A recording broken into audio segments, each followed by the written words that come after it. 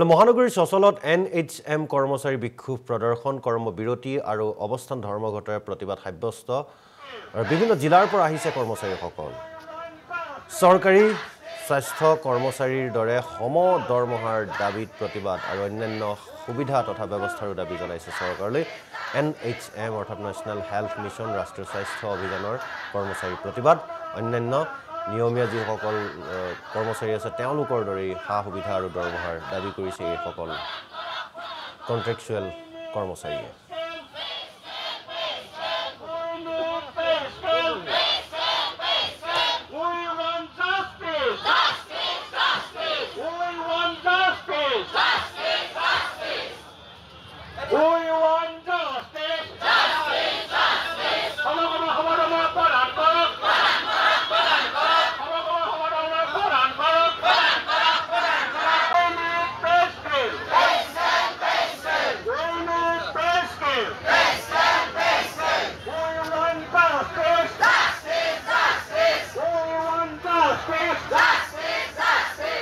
প্ৰথমে আছিলে RNDCB আমাৰ এই RNDCBটো আছিলে 1998 চনৰ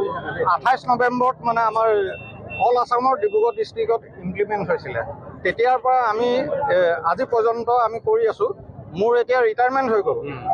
ৰিটায়াৰমেণ্ট হোৱা1 ছেপ্টেম্বৰত মোৰ ৰিটায়াৰমেণ্ট হৈ গৈছে আজি পৰিমিত কিন্তু চৰকাৰৰ ফালৰ পৰা কোনো সহায় সহযোগ কোনো ফালৰ পৰা আমি নাপালোঁ পৰিয়ালকো আমি ভৰণ পোষণৰ কোনো দায়িত্ব চৰকাৰৰ ফালৰ পৰা আমাৰ গ্ৰহণ কৰা নহ'ল গতিকে আমি খুব দুখেৰে ক'ব বিচাৰিছোঁ আজি এই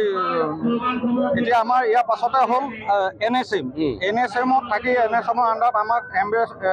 NHMৰ আমব্ৰেলা আণ্ডাৰত আমাক মানে ৰাখি পেলাই আমাক যি 7 পে কমিশ্যন যিটো হেৰি দৰমহা আয়োগৰ যিটো আছিলে গাঁথনি সেইটো আমি পোৱা নহ'ল এতিয়া অষ্টম আয়োগৰ এতিয়া হেৰি হ'ব লগা হ'ল এতিয়া আজি পৰিমিত কোনো আজিলৈকে কোনো চৰকাৰৰ ফালৰ পৰা কোনো আমি আশা দেখা পোৱা নহ'ল গতিকে আমি বহুত দুখ প্ৰকাশ কৰিছোঁ আৰু আজি মোৰ যোৱা ছেপ্টেম্বৰ মাহতে মোৰ অৱসৰ হৈ গ'ল অফিচিয়েলি এতিয়া আনঅফিচিয়েলি মই আমাৰ 70 ইয়াৰ্ছলৈকে কৰিছে বুলি এতিয়া হেৰি কৰাৰ কাৰণে আমি এতিয়া কণ্টিনিউ মই কৰি আছোঁ কিন্তু পৰিয়ালৰ ফালৰ পৰা পৰিয়ালক একো সাহায্য একো প্ৰদান কৰা নাই চৰকাৰৰ ফালৰ পৰা আৰু যাতে আমাৰ বাকী যিখিনি NHM কৰ্মীসকল আছে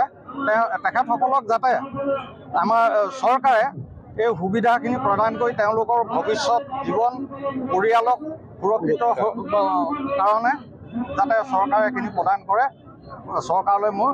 এই অনুৰোধ থাকিব।